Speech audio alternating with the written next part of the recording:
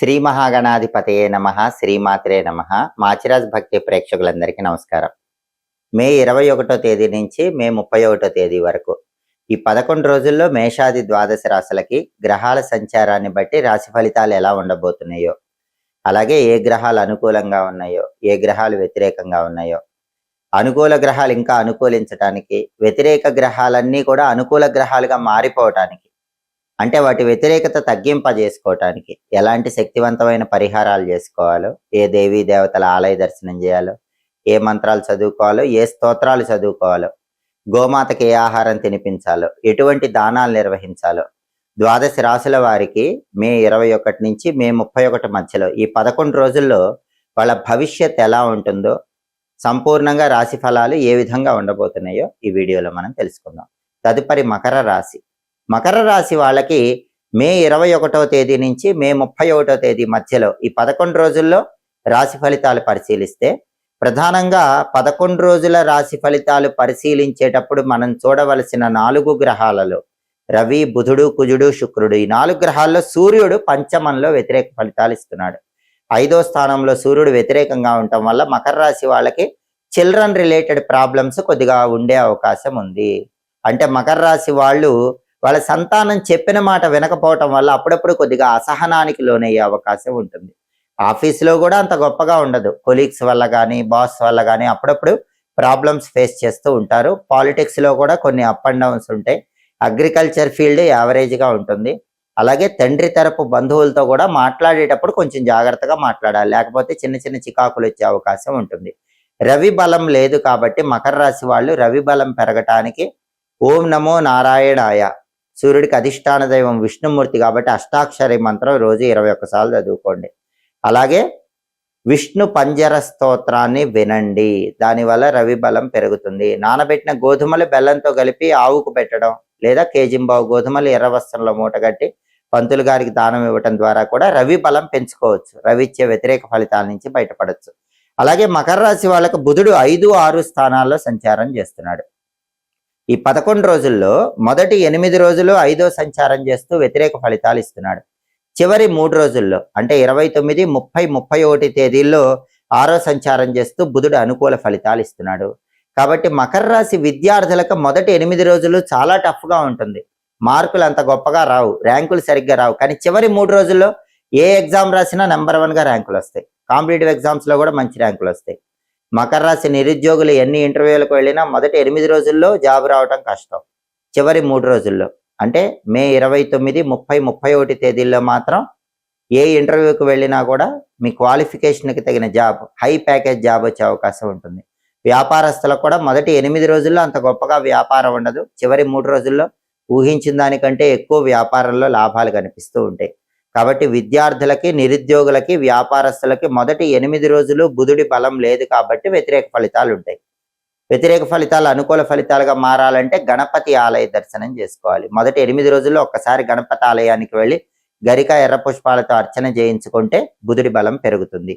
అలాగే నానబెట్టిన పెసలు ఆవుకు పెట్టడం కానీ, కేజింబావు పెసలు ఆకుపచ్చ వస్త్రంలో మూటగట్టి దానం ఇవ్వటం కానీ చేసుకున్నా కూడా బుధుడి బలం పెరుగుతుంది.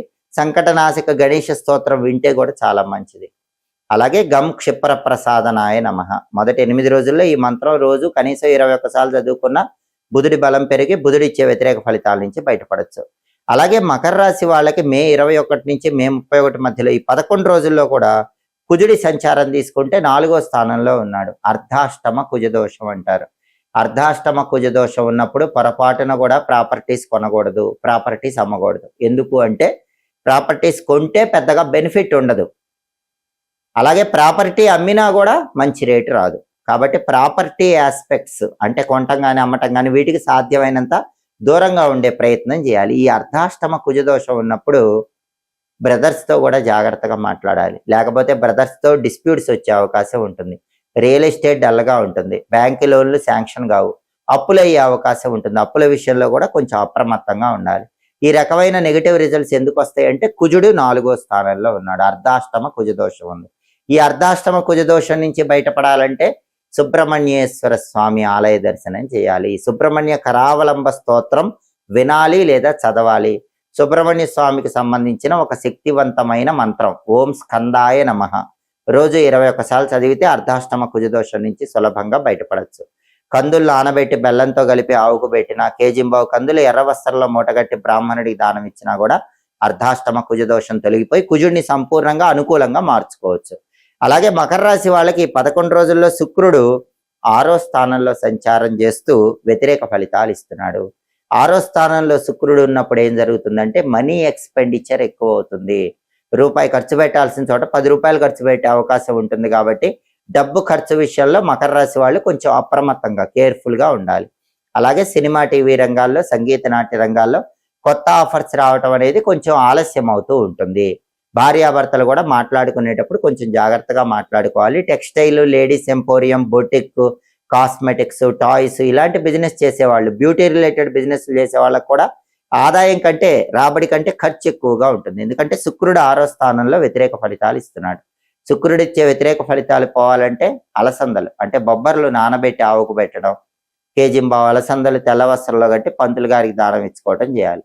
అలాగే శుక్రుడికి అధిష్టాన దైవం లలితామ్మవారు కాబట్టి శ్రీమాత్రే నమః రోజు 21 సార్లు చదవటం, లలితా సహస్రనామ స్తోత్రం చాంటింగ్ వింటం చేస్తే శుక్రుడిచ్చే వ్యతిరేక ఫలితాలన్నీ తొలగిపోయి శుక్రుడిని అనుకూలంగా మార్చుకోవచ్చు. కాబట్టి ప్రధానంగా మకర రాశి వాళ్ళకి మే 21వ తేదీ నుంచి మే 31వ తేదీ మధ్యలో ఈ 11 రోజుల్లో రవి బలం లేదు, కుజుడి బలం లేదు, శుక్రుడి బలం లేదు, బుధుడి బలము మొదటి 8 రోజుల్లో లేదు, చివరి 3 రోజుల్లో వస్తుంది. కాబట్టి ఈ గ్రహాల్లో రవి, కుజుడు, శుక్రుడు ఈ 3 గ్రహాలకి పరిహారాలు ఎక్కువగా చేసుకొని బుధుడికి మాత్రం మొదటి 8 రోజుల్లో పరిహారాలు చేసుకుంటే గనక ఈ గ్రహాలన్నీ అనుకూలంగా మారతాయి. అప్పుడు మకర రాశి వాళ్ళు ఈ 11 రోజుల్లో వ్యతిరేక ఫలితాల నుంచి సంపూర్ణంగా బయటపడి అనుకూల ఫలితాలు అందిపుచ్చుకోవచ్చు.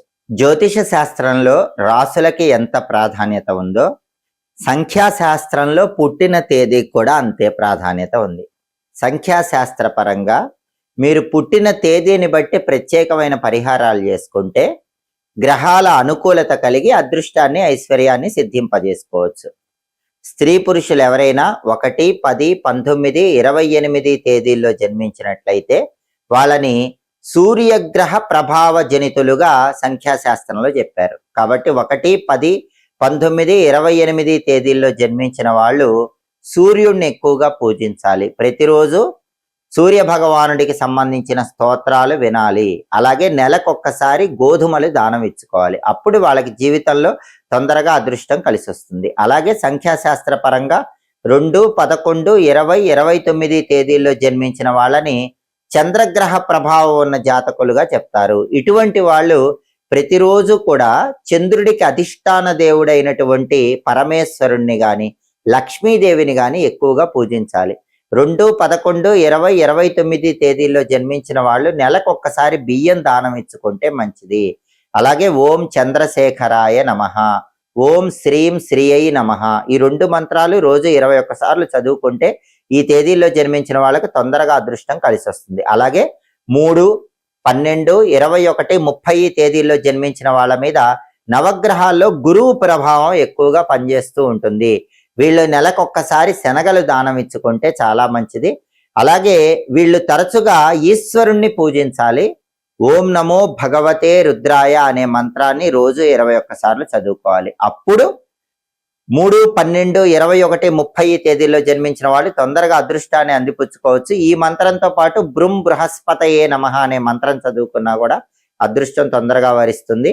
4, 13, 22, 31 తేదీల్లో జన్మించిన వాళ్ళని రాహుగ్రహ ప్రభావ జనితులుగా సంఖ్యాశాస్త్రంలో చెప్పారు. కాబట్టి వీళ్ళు దుర్గాదేవిని ఎక్కువగా పూజించాలి. వీలైనప్పుడల్లా దుర్గాదేవి ఆలయంలో నిమ్మకాయ దీపాలు వెలిగించుకుంటే చాలా మంచిది. దుమ్ దుర్గాయై నమః అనే మంత్రం రోజు 21 సార్లు చదువుకోవాలి. నెలకొక్కసారి మినుములు దానం ఇచ్చుకుంటే తొందరగా అదృష్టం కలిసి వస్తుంది. 5, 14, 23 తేదీల్లో జన్మించిన వాళ్ళ మీద నవగ్రహాల్లో బుధుడి ప్రభావం ఎక్కువగా పనిచేస్తుంది. వీళ్ళు రోజు గణపతి మంత్రం చదువుకోవాలి.